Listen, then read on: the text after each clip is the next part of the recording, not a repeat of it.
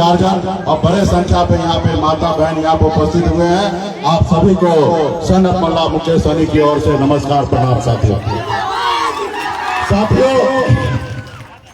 पिछले 9 सालों से बिहार में हम लोग संघर्ष कर रहे हैं, लड़ाई लड़ रहे हैं और आज निषाद आरक्षण संकल्प यात्रा लेके निकले हैं। और इस बार हम लोग संकल्प लेने के लिए निकले हैं जैसे कभी हमारे पूर्वज बाप दादा ने संकल्प लिया था कि ये देश को आजाद कराएंगे और अंग्रेज से पौने 200 साल लड़ाई लड़े तब जाके देश आजाद हुआ।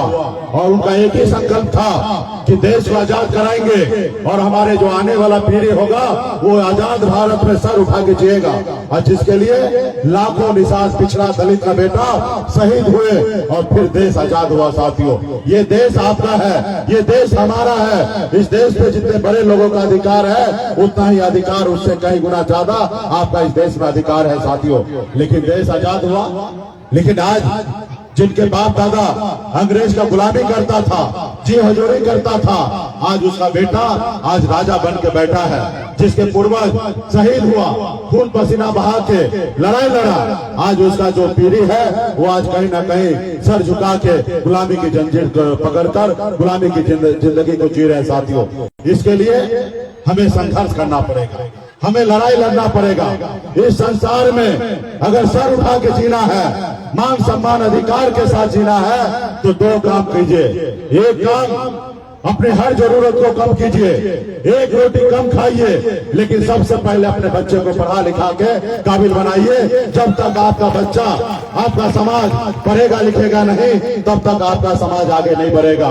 दूसरा कि अपने अधिकार के लिए संघर्ष कीजिए। जब तक आप अपने अधिकार के लिए संघर्ष नहीं कीजिएगा, लड़ाई नहीं लड़िएगा, तब तक आपका कल्याण नहीं होगा। साथियों पहले इस भारत देश में राजा हुआ करता था, 534 राजा हुआ करता था और राजा के घर में बच्चा जन्म लेता था, रानी के कोख से बच्चा जो जन्म लेता था वो राजा बनता था। लेकिन बाबा साहब भीमराव अम्बेडकर ने हमें संविधान दिया, लोकतंत्र दिया और इस लोकतंत्र में उन्होंने हमें वोट का अधिकार दिया। और उस वोट का अधिकार में इतना ताकत है कि एक गरीब मछुआरा का बेटा भी राज्य का मुख्यमंत्री और देश का प्रधानमंत्री बन सकता। ऐसे इस संविधान में हमें जगह मिला है। साथियों लेकिन आज आप देखिए आज क्या हो रहा है।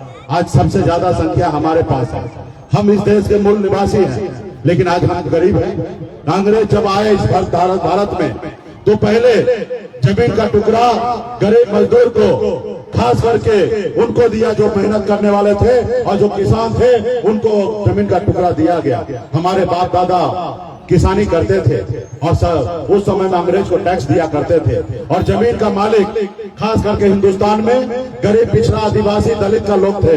लेकिन अंग्रेज जाने के बाद क्या हुआ, आज ये जमीन कहाँ चला गया। ये जमीन वो समझदार लोग जो अंग्रेज का गुलामी करता था उन्होंने अपने ऊपर लिखवा लिया, क्योंकि हमारा बाप दादा पढ़ा लिखा नहीं था, वो मूर्ख था, वो कुछ नहीं जानता था। उससे जहां हुआ एक बोतल शराब दे दिया और कोरा कागज पे साइन करा लिया और सारे संपत्ति उन्होंने कब्जा करने का काम किया। साथियों इसके लिए जरूरी है अपने आने वाला पीढ़ी को समझदार बनाना और इसके लिए जब तक पढ़ाई लिखाई नहीं करेगा तब तक समाज नहीं आगे बढ़ेगा और उसके बाद संघर्ष करना है। आज मैं यहाँ तक पहुंचा हूँ, आप हमें अपना नेता मान रहे हैं, आप अपना भाई मान रहे हैं, आप हमें अपना बेटा मान रहे हैं। आपको जहाँ हम बुलाते हैं वहाँ बगैर सोचे समझे अपने खर्चा से, अपने संसाधन से आप वहाँ पे पहुँचते हैं। आज मैं यहाँ तक पहुँचा हूँ, इसके लिए मैंने भी संघर्ष किया।